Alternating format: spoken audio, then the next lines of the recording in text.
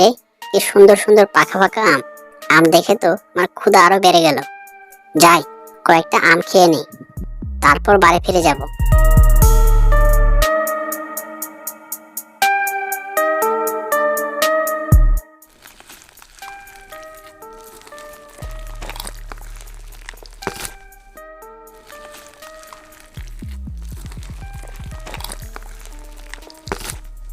এবার আমার গাছে যা আম ধরেছে না, এবার সব আম বিক্রি করে লাখপতি হয়ে যাব।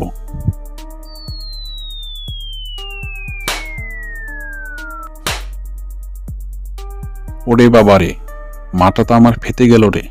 কি লাগলো, কিন্তু আম না পড়ে আমের আতি পড়লো কেন? এই এই, কে রে? এই রে মামা, তোমার চোখে কি নেবা হয়েছে নাকি? আমাকে চিনতে পারছো না? আমি মিসকে গো মামা, মিসকে।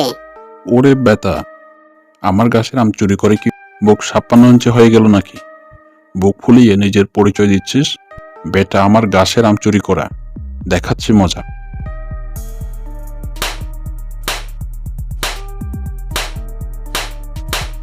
আরে মামা, করছো কি? পড়ে যাবো তো।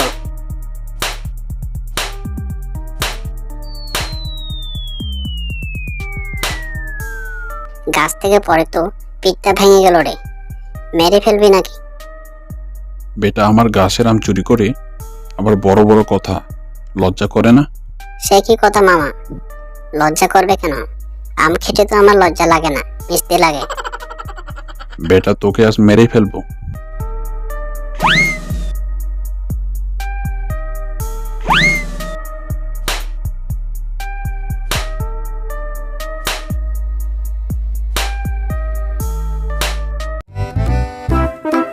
সকাল সকাল মর্নিং ওয়াক করলে যা ফ্রেশ লাগে না, মনটা একেবারে ফ্রেশ হয়ে যায়, চাঙ্গা হয়ে যায়।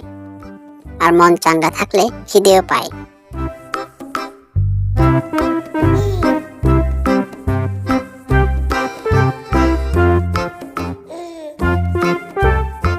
এই রে, খিদের কথা বলতে না বলতে মাছের গন্ধ পেলাম। ভাবা, কি সুন্দর মাছ। কি ভাইয়া, মাছ কত করে? কি বলি মিসকে ভাইয়া, তাজা মাছ তো, তা একটু দাম বেশি। তাজা হোক আর ভাজা, যাই হোক তুমি দাও তো। ঘুম থেকে উঠে মর্নিং ওয়াক করতে বেরিয়েছি, এখনো পেটে কিছু পড়েনি। বাড়ি গিয়ে মাছ ভাজা করে খাবো।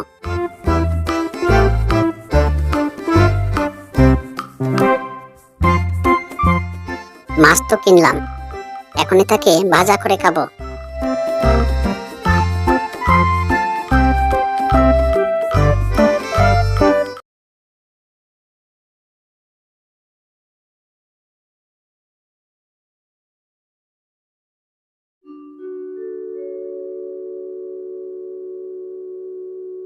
মামা দেখেছেন, বল্টু শিয়ালের দোকানের কমলাগুলো কি সুন্দর। তাই তো দেখছি, কিন্তু পাশে দেখ, ওই মন্টু শিয়ালের দোকানে কেউ যাচ্ছে না। এই বল্টু, আমাদের একটি করে কমলা দে। বল্টু ভাই, তোমার কমলার গন্ধ যা মিষ্টি না, খেলে তো স্বর্গে পৌঁছে যাব। হ্যাঁ হ্যাঁ, দিচ্ছি দিচ্ছি। আমাদের কমলার মতো আর কোনো কমলা পাবেন না।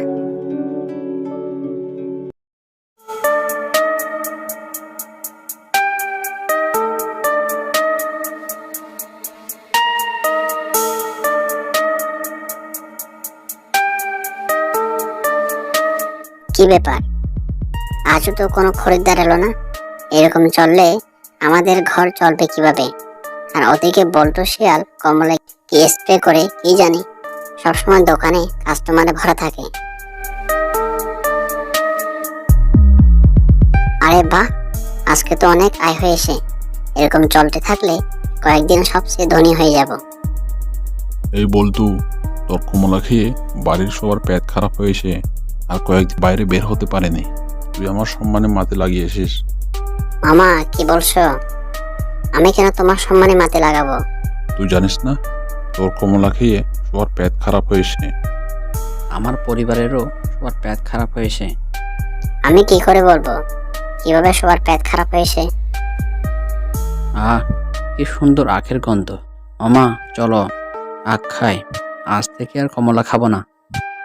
এই মন্ত্র শিয়ালের জন্য আমার ব্যবসা লাথে হতে যাবে দেখছি। একটা ব্যবস্থা করতে হবে। আজ রাতে এর ইলেকট্রিক লাইন কেটে দেব, তাহলে সন্ধ্যার পর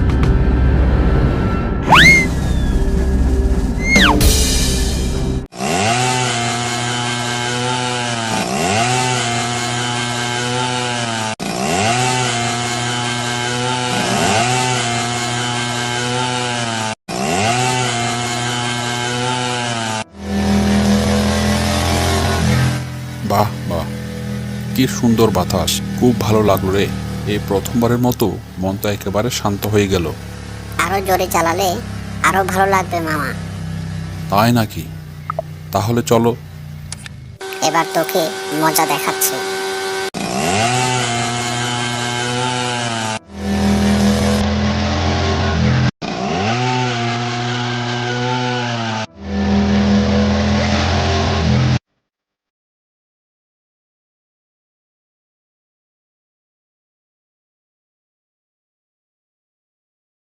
বেটা বাঘ, আর একটু বেশি ব্যথা পেলে আরো বেশি খুশি হতাম। আর একটা যদি দাঁত পড়ে যেত তাহলে আরো ভালো হতো। বেটা চালাক শেয়াল, তুই ইচ্ছে করে আমাকে ফেলে দিয়েছিস। আজ তোর পিঠের চামড়া তুলে তবেই সারবো। না মামা, সত্যি বলছি, আমি ইচ্ছা করে ফেলিনি, পাথরে ধাক্কা লেগে পড়ে গেছে। বদমাস শিয়াল, আমার সাথে মজ করা, আমাকে ইচ্ছে করে ফেলে দিয়ে আবার কি না নেকা কান্না করা হচ্ছে। আজ তোকে আমি মেরেই ফেলবো।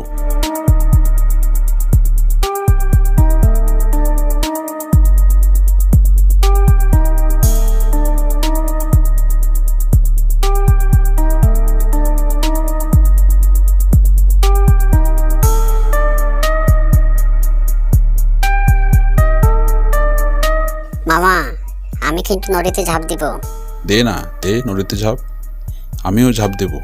আজ তোকে আমি কাঁচায় চিবিয়ে খাবো। মামা, আমি কিন্তু সত্যি সত্যি ঝাঁপ দিব।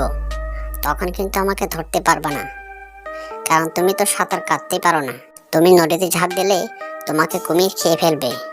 আমি কিন্তু সাঁতার জানি। এই রে, কেলো করে সে। আমি তো সাঁতার জানি না। নদীতে ঝাঁপ দিলে কুমির যদি কামড়ায় তাহলে তো মান সম্মানই থাকবে না। যা, এবারের মতো তোকে মাফ করে দিলাম। পরের বার হলে তোকে আর সারবো না। মনে রাখিস কটেতা।